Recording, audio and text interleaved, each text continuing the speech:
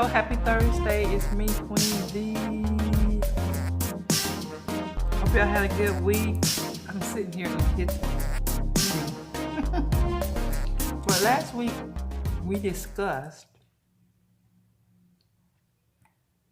5 reasons to be specific in prayer, so that when God answers, you'll know He answered. That's one of the reasons. And then you'll have clarity in your mind. It defines what we want. And it shows us that we have faith and believe that God can do it when we're specific.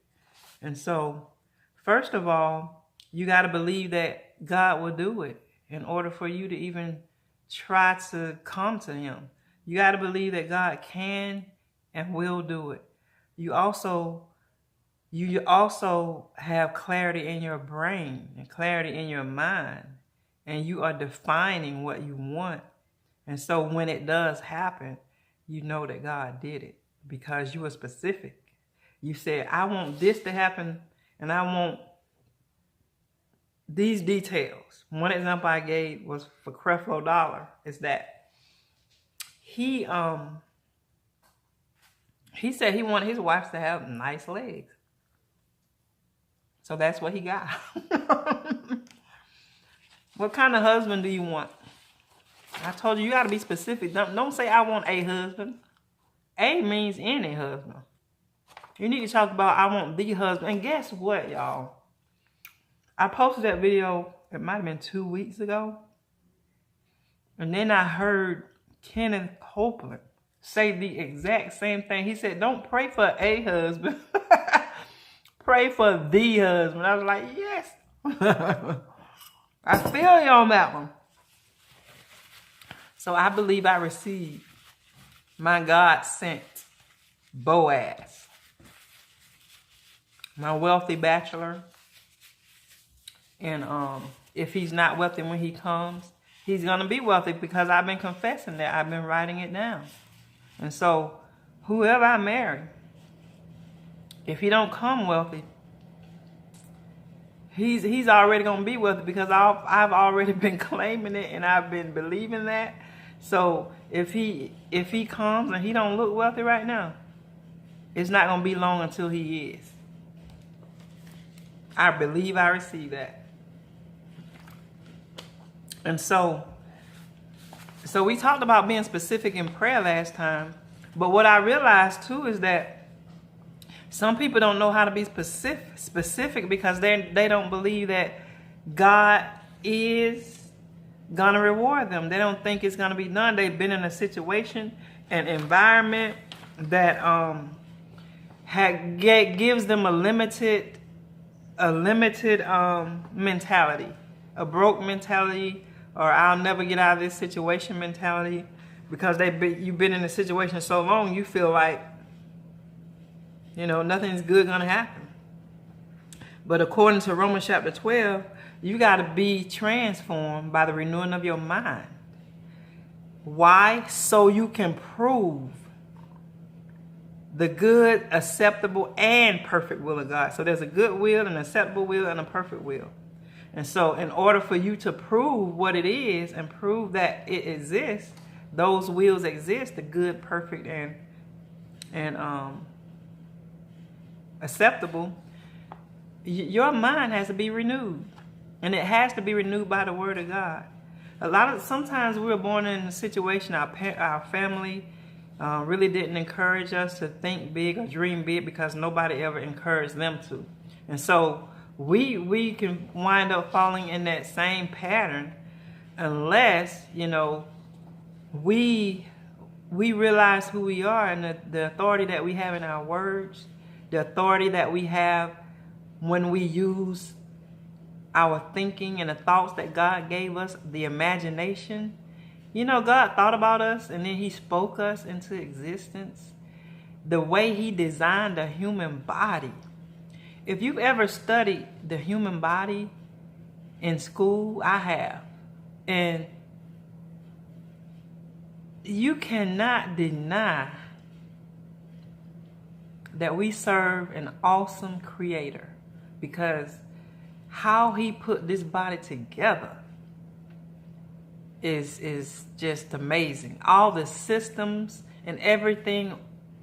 We got so many systems operating in one body, and they're all working together. It's amazing.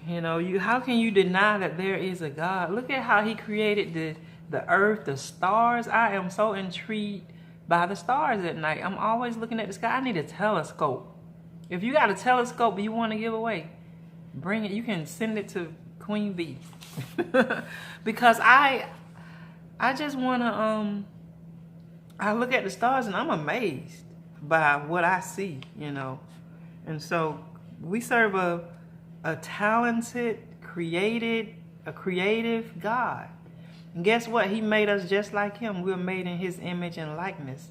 So he gives us desires and he fulfills them. He gives us an imagination so that we are able to dream, and so that we can, have those dreams and be able to work toward it, because we have to see it before we can touch it. We got to see it before we can touch it. And most of us are limited because of our environment, because of where we were born or our upbringing. And so we feel like we can't do anything. I'm a movie watcher.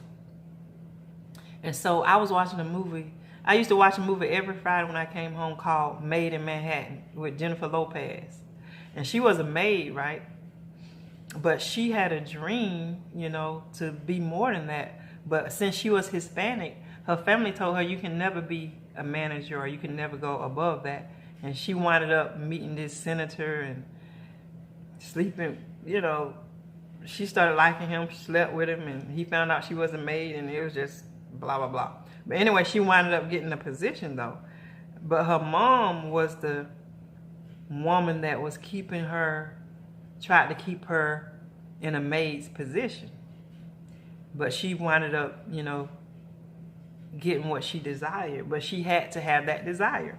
And so most of us have a limited mindset, and we don't believe we can do anything else. So before we can even go to God in prayer and pray about being and be specific in prayers, we got to have a different vision. We got to have a vision of what we desire. And it can't be so small. It's got to be something that you can't attain unless God helps you. So have a vision board or a wall with pictures of things you desire. If you don't have a computer or printer, you can go to the library. If you don't have a library, you can buy some magazines. If you live in a village or something and you don't have any stores around, draw in the dirt. I'm sorry. But for real, do something, And so when we think about things, we think in pictures. So it's good to write it. But also have pictures, because that's how we see things. When you think about a person, do you think about that person's name written down, or do you think about that physical person?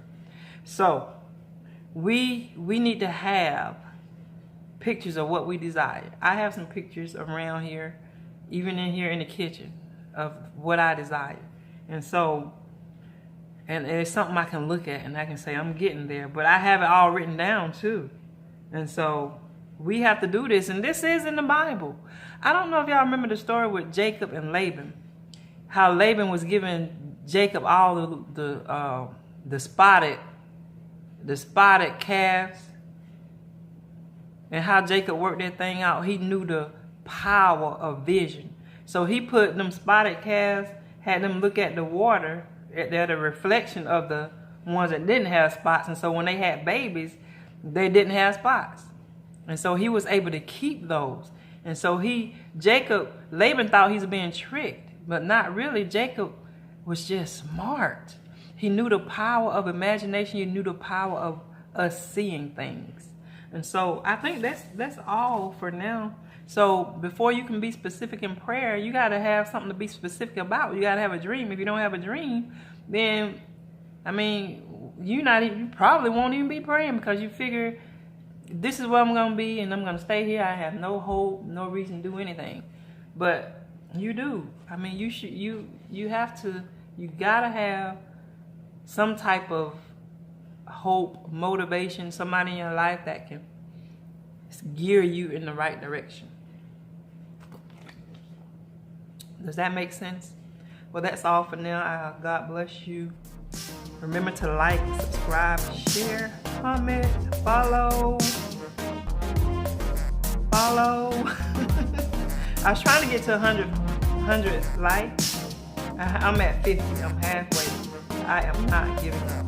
So y'all need to go do your thing. Go like, share the video. Don't just comment. Don't just watch and not comment. Go like it, comment, share it to somebody you think can help. All right, y'all have a good weekend. God bless.